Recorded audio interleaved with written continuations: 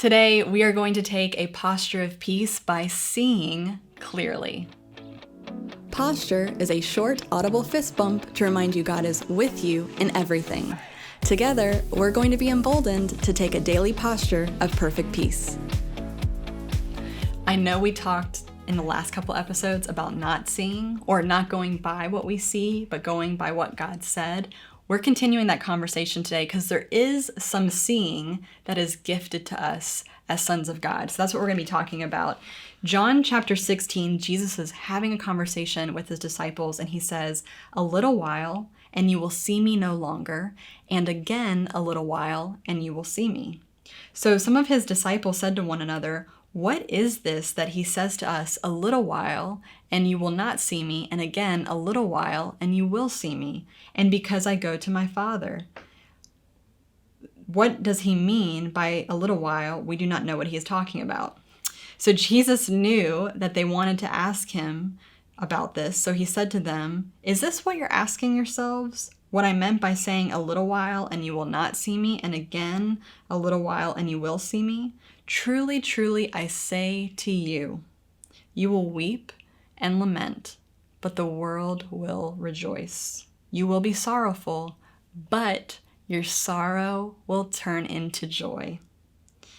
When a woman is giving birth, she has sorrow because her hour has come, but when she has delivered the baby, she no longer remembers the anguish for the joy that a human being has been born into the world. So also you will sorrow now. But I will see you again, and your hearts will rejoice, and no one will take that joy from you. In that day, you will ask nothing of me. Truly, truly, I say to you, whatever you ask of the Father in my name, he will give it to you. Until now, you have asked nothing in my name. Ask, and you will receive, that your joy may be full. And then we're going to bounce down into verse 33, a scripture many of us know very well here in the posture community. Jesus says, "I have said these things to you, that in me you may have peace. In the world you will have tribulation, but take heart, I have overcome the world." I love that scripture and promise. I love this conversation that Jesus has with his disciples. I'm actually captivated by it and by that turning your sorrow into joy piece. There's so much here, but Jesus is giving them a heads up about what is going to take place through his death. And he says, you won't see me, and then you will see me. I'm sure you caught that because it was said several times. But this is not just a matter of, you're not going to see me because I'm dying, and then you will see me because I'm coming back. He's actually telling them something much greater. Jesus is saying here, when I come back, you are going to really see me. You're going to wake up to something. You are going to become aware of who I am and what I have done. And you are going to know about, you are going to experience our inseparable union. Jesus is saying, I am going to be to you who I have always been, but you're going to recognize me. And in recognizing me, you're going to recognize yourself. You're going to become aware that you are a new creation, that you are a son of God. Now, this redemptive power that Jesus demonstrates through his death and resurrection, this power that conquered the death, hell, and the grave, this authority that turns sorrow into joy, it lives in you and it lives in me because he lives in us. Just as we talked about in last week's episode in John 14, Jesus is setting a new expectation here. Through his finished work, he is modeling the new norm. As sons of God, the world does not happen to us. We happen to the world. Now in Romans 8, it speaks about this. It speaks about living the life as sons of God, living from the Spirit. And I'm just going to read a portion of this, but in verse 18, it says, Paul wrote this to the Romans, it says, I consider that the sufferings of this present time are not worth comparing with the glory that is to be revealed to us.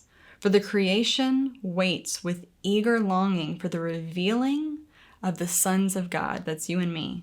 For the creation was subjected to futility, not willingly, but because of him who subjected it, in hope that the creation itself will be set free from its bondage of decay and brought into freedom and glory of the children of God.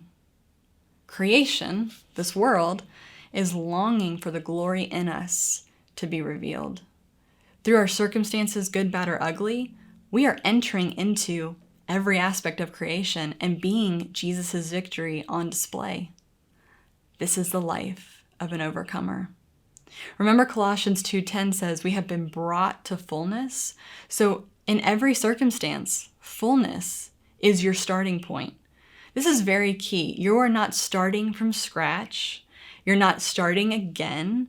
You're not finishing what Jesus started, because what he did was a finished work. You can't add or take away from what Jesus did. What we are doing as sons of God is we are saying yes to the invitation to live a life rested in his finished work.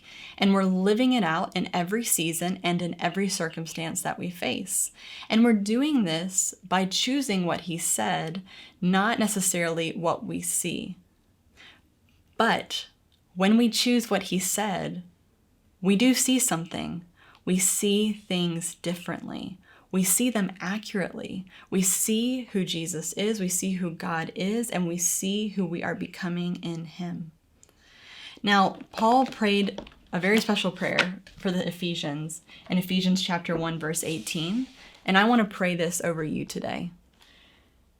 He prayed for new eyes for them. He says, I pray that the eyes of your heart may be enlightened in order that you may know the hope to which he has called you, the riches of his glorious inheritance in his holy people, and his incomparably great power for us who believe.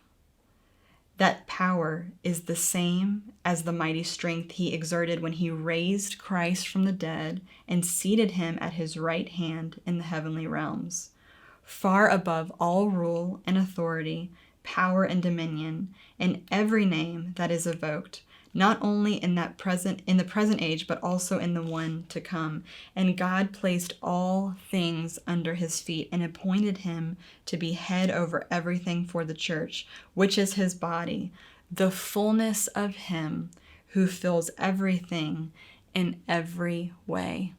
You are full of Jesus today. And my prayer for you today is that as you choose what he said, you will see this truth clearly.